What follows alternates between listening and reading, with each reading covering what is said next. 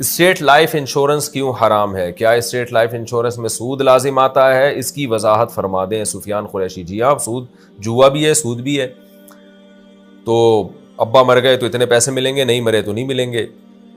گاڑی کو حادثہ ہو گیا تو اتنے پیسے ملیں گے، نہیں حادثہ ہوا تو نہیں ملیں گے۔ اور یہ دو بندوں کے درمیان، کمپنی اور ان لوگوں کے درمیان ایک ایگریمنٹ ہو رہا ہوتا ہے۔ تو یہی تو جوا ہے، یہی تو پھر آپ کرنسی پہ آپ کو زیادہ پیسے مل رہے ہیں، اس میں سود کا عنصر بھی آ جاتا ہے اگر وہ مشروط ہے۔ اس پہ بہت ڈیٹیل سے فتوے دیے جا چکے ہیں، میں زیادہ ڈیٹیل میں نہیں جاؤں گا۔ پوری دنیا کے سارے علماء کا اس پر اتفاق ہے کہ انشورنس حرام ہے۔ عرب، عجم، اس میں سارے، حتیٰ کہ جو لبرل قسم کے مفتی ہیں وہ بھی اس کو بالکل ناجائز کہتے ہیں۔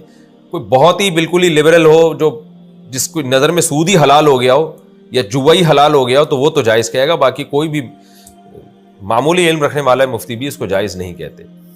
تو ہاں، تکافل کے بارے میں اختلاف ہے، وہ اختلاف کئی بار بیان کیا جا چکا۔ اور اسی طرح مورگیج ہے، مورگیج کیا حلال ہے حرام ہے؟ لائف انشورنس کے بارے میں کیا اسلامی حکم ہے؟ اور مورگیج کے بارے میں دیکھیں، یہ ساری چیزیں حلال ہیں اگر اسلامک بینکنگ کے تھرو ہوں۔ انشورنس سے زیادہ نیکی کا کام ہی نہیں کسی کے ساتھ، مورگیج سے زیادہ نیکی کا کام ہی نہیں کسی کے ساتھ، اگر آپ حلال ذریعے سے اس معاملے کو لے کے چلیں۔ ٹھیک ہے، یہ بہت بڑی نیکی ہے۔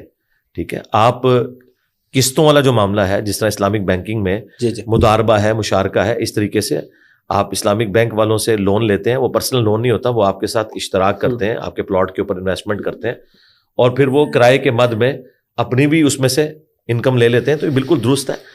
ہم غیر مسلم ملکوں میں جو بینک سودی کام کر رہے ہیں اس کی وجہ سے اسے غلط سمجھتے ہیں۔ اب تو آلموسٹ اسلامک بینکنگ سارے بڑے ملکوں میں موجود ہے، ان کے تھرو آپ انشورنس بھی کروائیں، بہت بڑی نیکی ہے۔ میں کہتا ہوں ہمارے آفس میں آلموسٹ کوئی 2000 کے قریب ڈرائیورز۔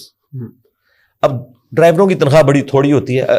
ہمارے ادارے کے اندر یہ رول تھا کہ اگر ڈرائیور سے غلطی سے گاڑی لگ گئی، خواہ غلطی دوسرے بندے کی تھی یا اس کی تھی، ٹھیک اس نے کرانی ہے۔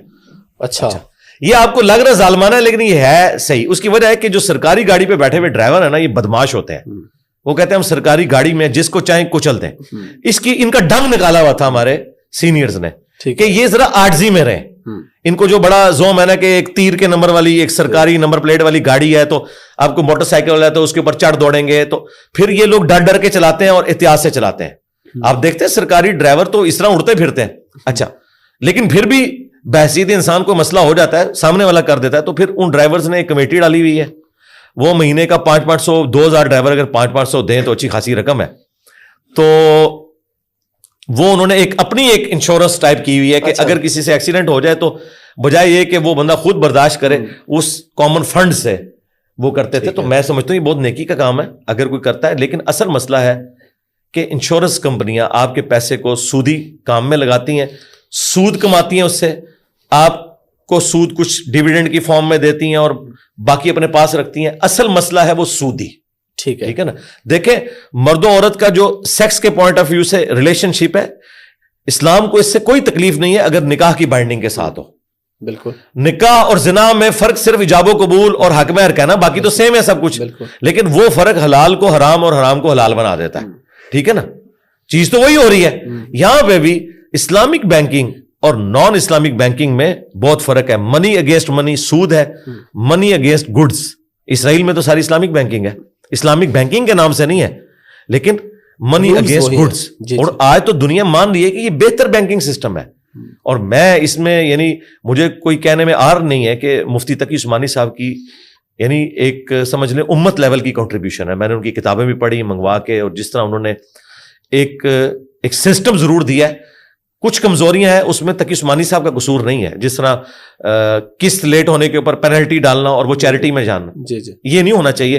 مقروض کے اوپر آپ پینلٹی نہیں ڈال سکتے، لیکن اس کا انہوں نے درمیان کا حل رکھا کہ وہ بینک کو نہیں پینلٹی ملے گی، گورنمنٹ کے چیریٹی فنڈ میں جائے گی، تاکہ بینک بھی یعنی اس چکر میں نہ رہے کہ میں پینلٹی ڈالوں، اور 2-3 مہینے وہ چھوڑتے بھی ہیں۔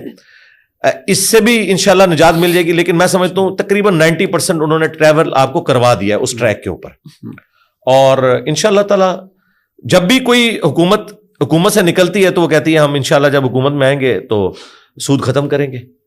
اور ابھی آپ کو پتا ہے کچھ عرصہ پہلے اسحاق ڈار صاحب نے بھی ایک کانفرنس کی، سارے علماء اس میں آئے ہوئے تھے۔